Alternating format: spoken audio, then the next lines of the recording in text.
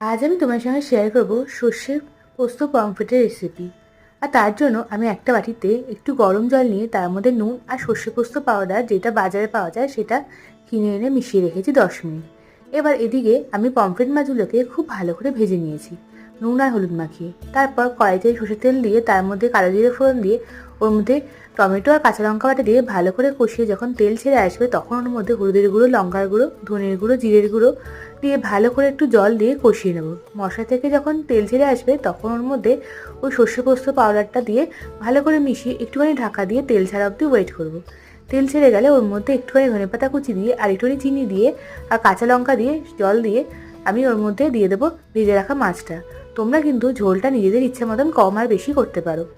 এবার মাছটা ভালো করে ফুটে এলে সেটাকে নামিয়ে ওপর দিয়ে একটু কাঁচা সর্ষের তেল দিয়ে রেডি হয়ে যাবে সর্ষে পমফ্রেট, যেটা কিন্তু খেতে অসাধারণ। এটাকে কিন্তু তোমরা পমফ্রেট ছাড়া পাবদা মাছ দিয়েও ট্রাই করতে পারো।